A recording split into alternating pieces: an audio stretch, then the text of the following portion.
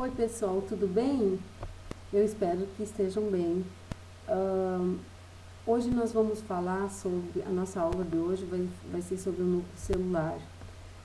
Este material eu encaminhei para vocês a semana passada, então eu espero que vocês tenham ele à mão aí também, né, para que vocês possam acompanhar. Então agora nós vamos ver, então assim, ó, vamos comentar um pouquinho sobre cada estrutura do núcleo celular. Primeiro eu passei essa imagem aqui para que vocês possam visualizar a diferença de duas células, tá? Uma célula procariótica de uma célula eucariótica, tá? Então qual é a diferença? A diferença é que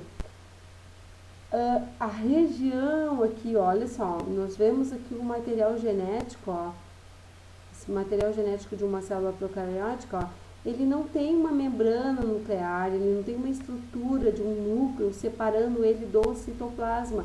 Então, essa região aqui a gente chama de nucleoide. Então, ela é bem diferente do núcleo, porque o núcleo não, tem toda uma estrutura, né, em que separa o material genético do citoplasma, tá? Então, célula procariótica, um exemplo de quem tem célula procariótica são as bactérias.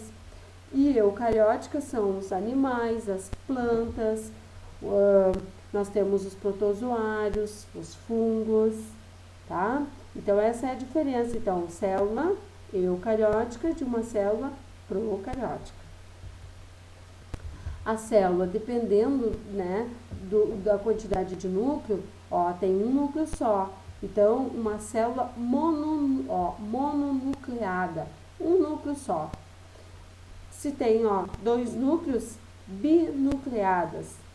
Ou vários núcleos, plurinucleadas, tá? Aqui o desenho em que a gente pode visualizar melhor o núcleo. Então, a gente vê assim, ó, o núcleo bem pertinho, né? Ó, aqui, ó, bem pertinho do núcleo a gente encontra o retículo endoplasmático rugoso ou granuloso, por quê? Porque tem os ribossomos. Aí aqui a gente vê a membrana nuclear, espaço mostrando o poro nuclear, que a gente vai falar mais detalhado adiante. Aí a gente vê assim, ó, aqui o nucleolo. O que é o nucleolo? Nucleolo é a região onde tem a concentração de RNAs ribossômicos, tá? Depois, mais adiante, a gente vai falar sobre os RNAs. Porque tem 3 tipos de RNAs. RNA mensageiro, o RNA transportador e os RNAs ribossômicos. O RNA mensageiro e o transportador, assim que eles são produzidos no núcleo, eles vão lá para o citoplasma e vão trabalhar, tá? Então, assim, ó, que a gente vai comentar mais adiante, isso mais detalhado em outra aula, porque senão o núcleo é bem extenso, o conteúdo é bem extenso, então não tem como a gente comentar tudo numa aula só. Então, a gente só vai falar, assim, ó, bem rapidinho de cada estrutura, tá, gente? Então, por que eu tô falando dos RNAs? Porque daí o RNA ribossômico, ele tem que se concentrar, ele se concentra nessa região aqui, que nós chamamos de nucleolo. Então, é aqui nessa região que os RNA ribossômicos vão dar origem aos ribossomos. Então, por exemplo, a gente pode enxergar, se nós fôssemos visualizar no microscópio eletrônico, a gente poderia encontrar ali tanto os RNAs ribossômicos, como já as subunidades dos ribossomos, tá? Depois quando tiver em forma de ribossomos, 2 subunidades é que ele vai sair daqui do núcleo, tá? Vai sair pelos poros e vai lá para o citoplasma. Agora, olha só, nós encontramos também no núcleo essa estrutura filamentosa aqui, ó, que é a cromatina, tá? Então, o que é a cromatina? Nada mais é que os cromossomos descondensados, tá? A gente então vê também os poros, que como eu disse para vocês, ó, aqui, ó, membrana nuclear, e aí de espaço em espaço, ó, acontece a fusão da membrana interna com a membrana externa, e aí forma esses poros aqui, tá? Tem a parte líquida, que é o nucleoplasma, né? Nucleoplasma, o que lembra? Lembra lá do citoplasma, né? Que é uma estrutura aquosa, tá? Ele é semelhante ao citoplasma, tá? Então, porque precisa ter essa parte líquida aqui dentro também. Então é isso, vamos mais adiante. Aqui essa figura que vocês podem visualizar, ó, os complexos dos poros, tá? Então cheio de complexos dos poros. Opa, os poros com seus complexos, com o complexo dos poros, porém que eu vou mostrar e explicar isso aí melhor para vocês, tá? Então olha só, como eu tinha falado antes, ó, tem a membrana, isso aqui estaria representando a parte interna do núcleo, tá? Então, ó, tem a membrana nuclear interna, tem a membrana nuclear externa. De espaço em espaço tem essa fusão, ó, tem a fusão, aqui seria a mesma coisa. Então, forma esse poro aqui, tá? Esse poro. Esse poro, ele não fica simplesmente aberto, sem nada. Então, a gente encontra essas proteínas aqui, ó, tá? Aqui a gente consegue ver, ó, externamente, mas lá internamente também vai ter. Tá? Se tivesse fechadinho, a gente ia enxergar isso aqui, ó. Isso aqui é o complexo de poros. É o complexo de poros que permite, então, que vai selecionar, que vai dizer assim, ó, o que pode entrar para dentro do núcleo ou pode sair de dentro do núcleo. Então, por isso que a gente diz assim, ó, tem determinadas proteínas que a pessoa lá, por exemplo, assim, ó, geneticamente, ela tem a informação para produzir determinada proteína, mas só que daí não tem um código lá, e aí não permite a mensagem, por exemplo, que teria a informação para produzir a proteína, não tem um código, não consegue sair. Então, automaticamente, a célula não vai produzir determinada proteína lá, tá?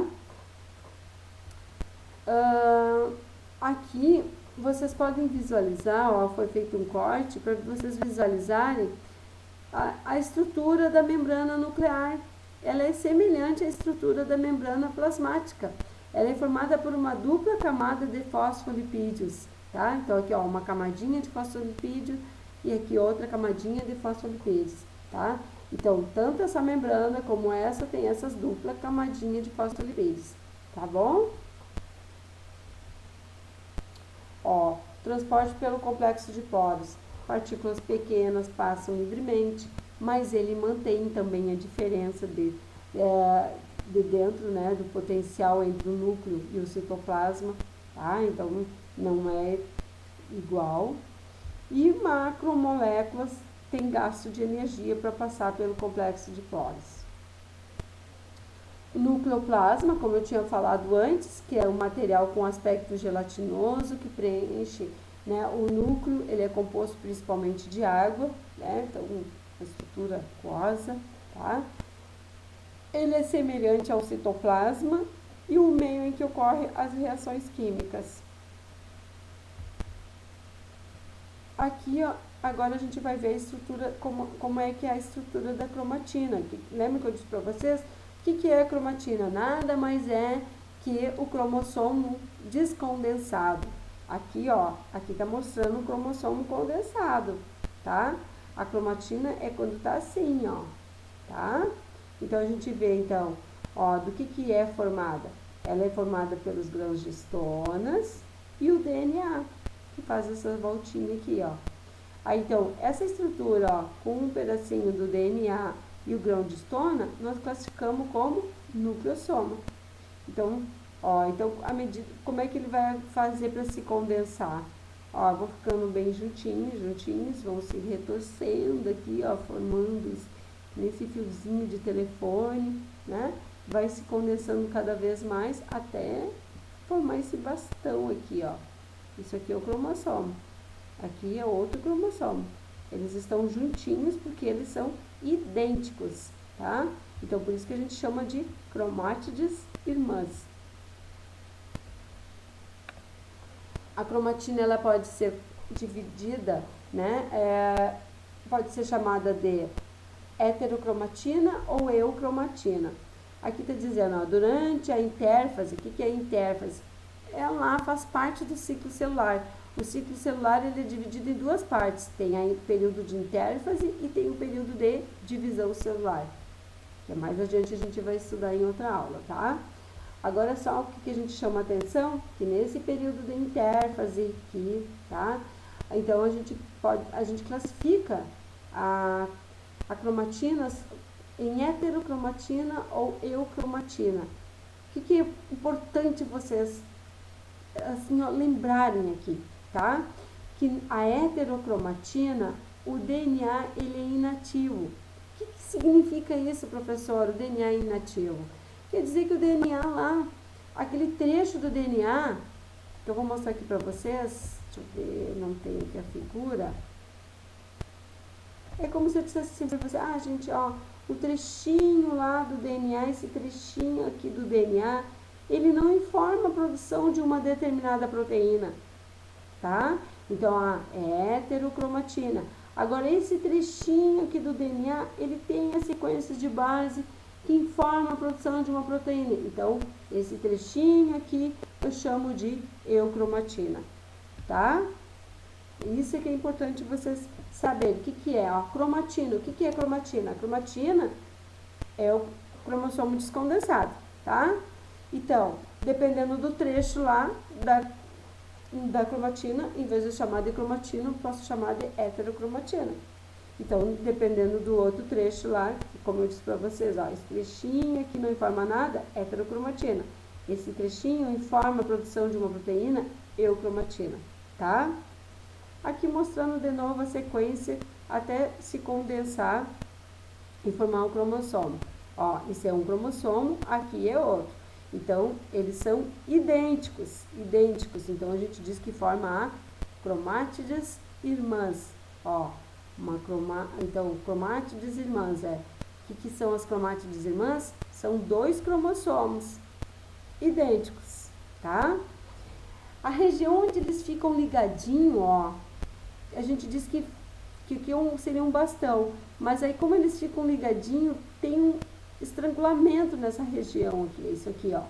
Então, a gente chama essa região de centrômero, tá? Então, dependendo de onde está o centrômero, vai dividir o cromossomo em 2 braços. Aqui dividir um braço curto e aqui um braço longo, tá?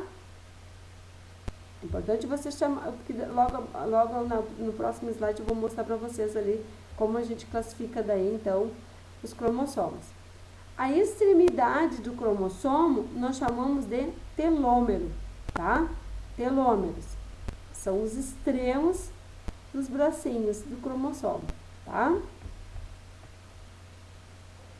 Aqui, ó, gente, eu não tô falando, ó, divide-se as cromátides do cromossomo mitótico. Eu não vou falar em mitose, não vou falar em meiose agora, tá? Então, isso aí vai ser em outra aula. Eu vou chamar a atenção de vocês agora aqui, ó, para vocês observarem onde é que tá o centrômero, ó. Olha aqui o centrômero, ó, tá? Então, vocês viram, ó, aqui esse centrômero, ó, dividiu os cromossomos em 2 braços iguais. Então, nós classificamos esse cromossomo como metacêntrico, tá? Agora, aqui, nós classificamos ele, olha só, ele tá um pouquinho acima do meio, ou ele poderia estar um pouquinho abaixo do meio. Então,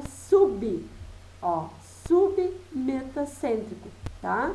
Então, um braço foi um pouquinho menor que o outro, bem maior, tá? É maior. Agora aqui, ó, ele tá bem próximo lá da extremidade, mas ele não tá na extremidade. Então, ficou um pedacinho do braço aqui, ó, e aqui um braço maior. Então, tá próximo da extremidade, não tá na extremidade. Então, a gente chama de acrocêntricos, tá? Agora, se tivesse lá na extremidade, lembra que a gente viu, ó, o que é a extremidade? É o telômero. Se tivesse, então, nessa extremidade aqui, então, daí eu ia classificar como telocêntrico. Ia resultar um braço inteiro só. Um braço inteiro daqui e outro cromossomo, um outro braço lá, tá? Aí, então, seria telocêntrico. Pessoal, por hoje chegou o final da nossa aula, porque afinal de contas a gente precisa dividir o nosso tempo. Então eu vou passar para vocês alguns exercícios, tá bom? Um abração e se cuidem. Se cuidem pra gente passar essa fase logo logo, tá bom? Tchau, até mais.